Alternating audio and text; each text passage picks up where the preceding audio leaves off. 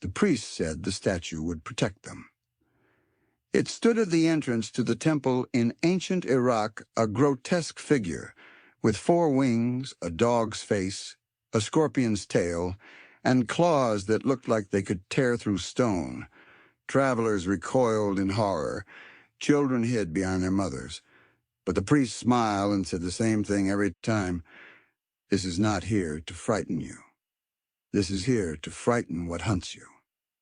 His name was Pazuzu. And he was the demon king who fought other demons. 3,000 years later, in 1973, a movie would make him the most famous demon in the world. The Exorcist showed his face for only seconds, a statue in Iraq, eyes burning with ancient malice.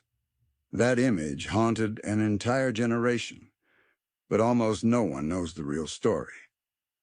Pazuzu wasn't Hollywood fiction.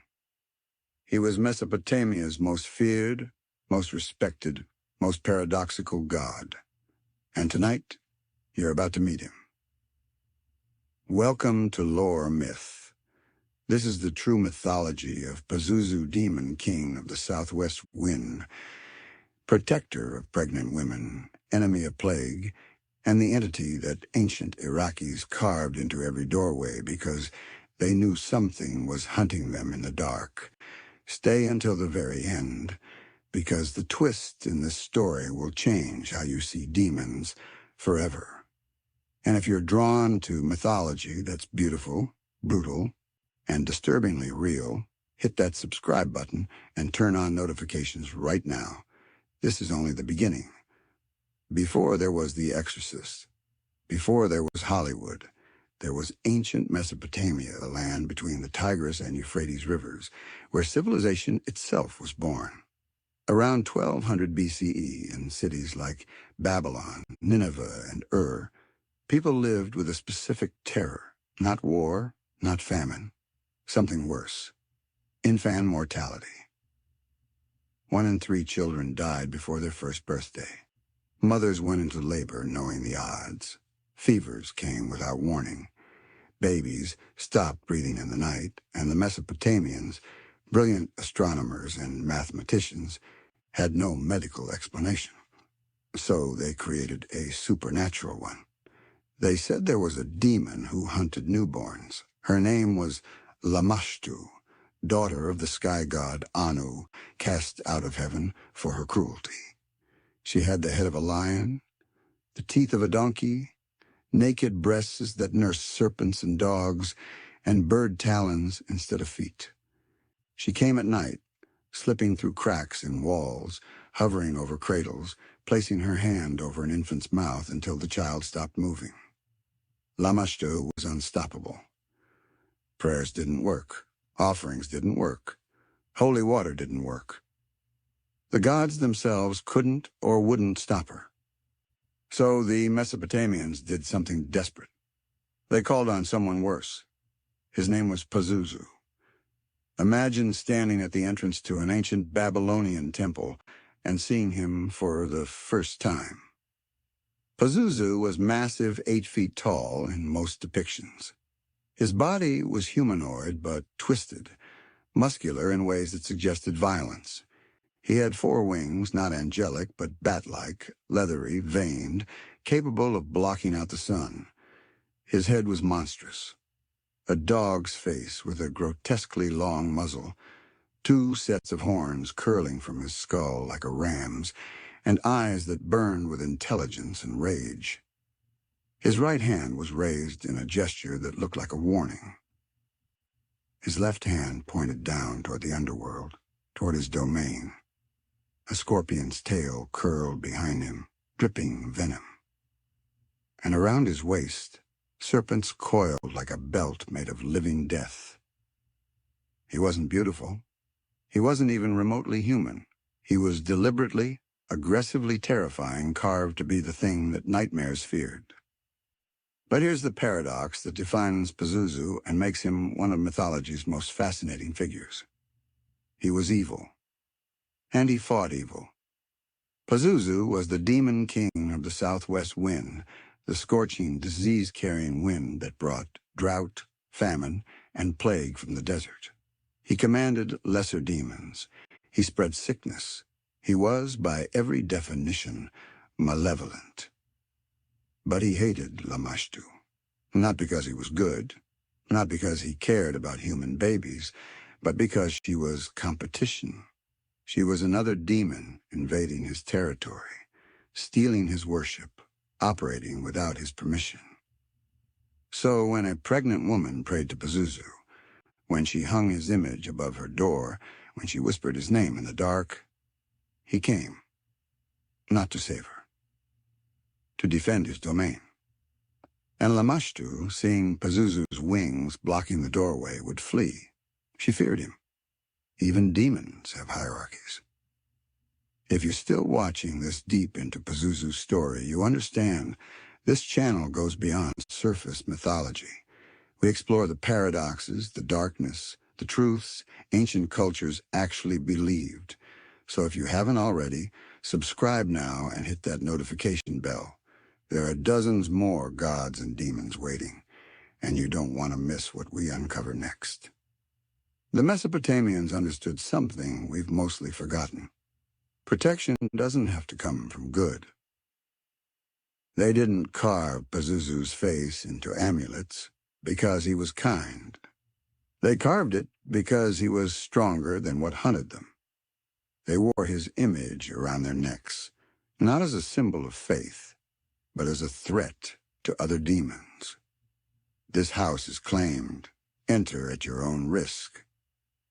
Archaeologists have found thousands of Pazuzu amulets across ancient Iraq and Iran.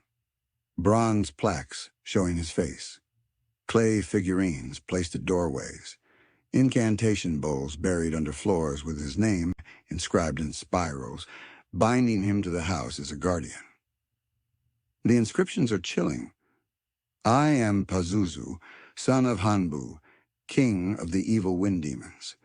I oppose Lamashtu, I tear out her hair, I strip her of her power.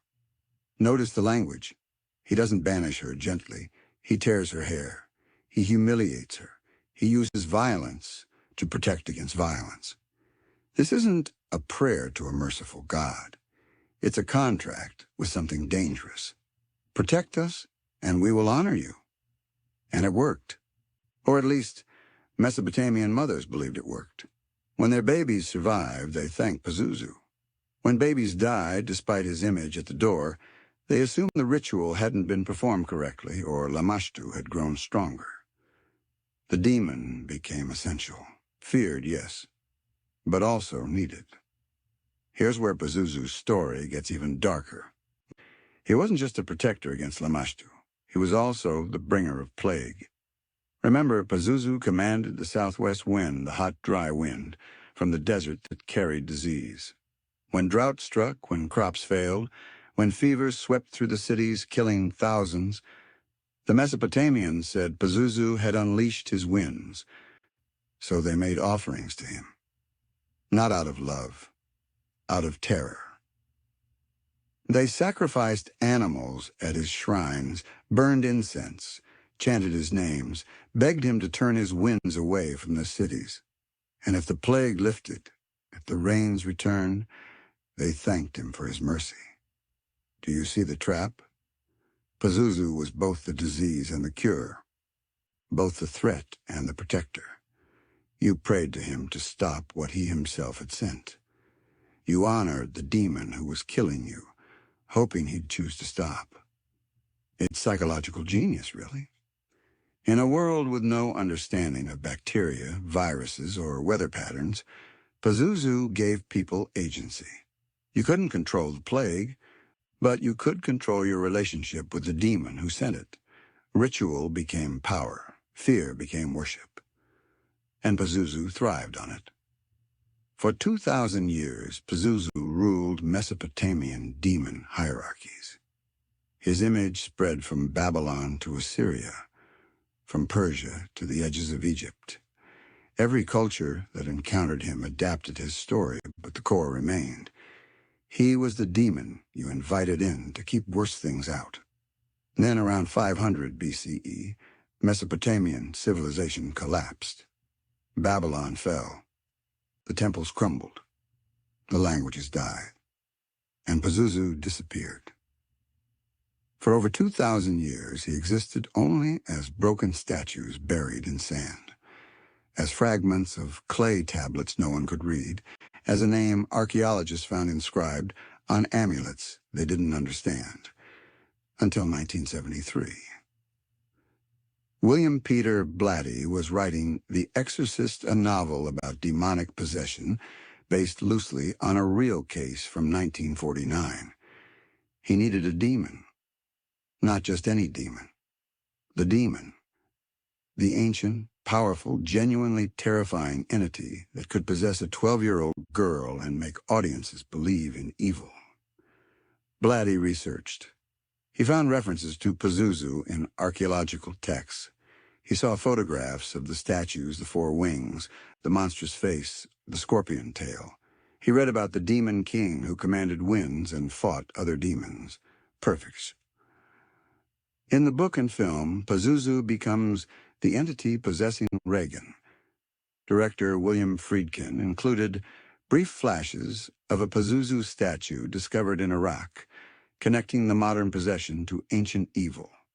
The face, white, demonic eyes burning, appears for less than a second, but it seared itself into cultural memory. The Exorcist became the highest-grossing horror film of all time. And Pazuzu, forgotten for millennia, became the most famous demon in the world. But here's the twist Hollywood got completely wrong. In Mesopotamian mythology, Pazuzu didn't possess people. He protected them from possession. The real Pazuzu would have been the one performing the exorcism, not causing it. He would have been the demon you called to drive out the demon. The exorcist inverted his entire mythology, turning the protector into the threat. And yet, in a strange way, it fits. Because Pazuzu was always both. If you've made it this far into the Demon King's true story, you're exactly who this channel exists for someone who wants the real mythology, not the Hollywood version. So before this video ends, do 3 things. First, hit that like button if this kind of deep dive mythology content is what you're here for. Second, subscribe and turn on all notifications so you never miss the next legend we're covering: gods, demons, and creatures Hollywood borrowed but never understood. Third, drop a comment below. Do you think Pazuzu was evil or just doing his job? Was he a protector or a predator? I read every comment, and your answers shape what we cover next. Let's talk about why Pazuzu still matters. You might think ancient Mesopotamian demon worship is irrelevant to the modern world. You'd be wrong. Pazuzu never truly disappeared. After The Exorcist, occultists and demonologists became obsessed with him. Modern practitioners of chaos magic, left-hand path rituals, and ceremonial invocation began studying Mesopotamian demon hierarchies. They found Pazuzu's original incantations, translated them, and started using them.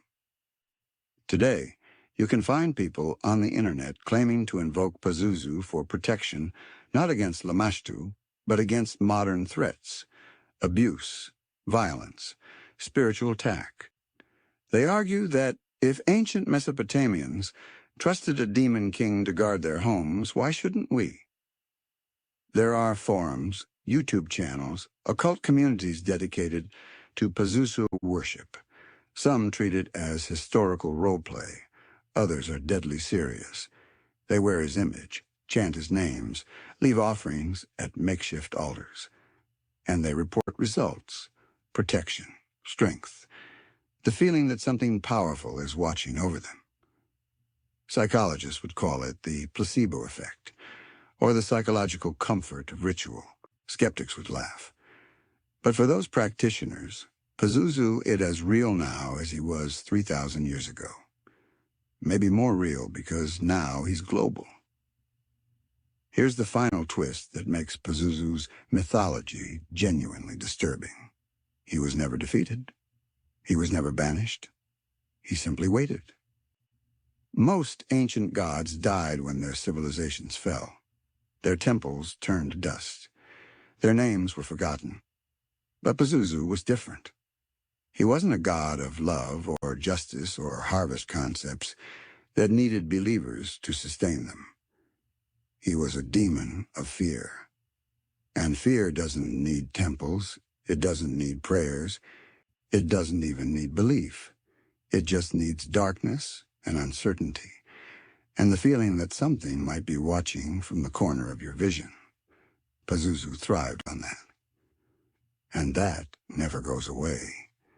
So when archaeologists unearthed his statues, when Blatty wrote him into The Exorcist, when modern occultists started chanting his incantations again, they weren't resurrecting him.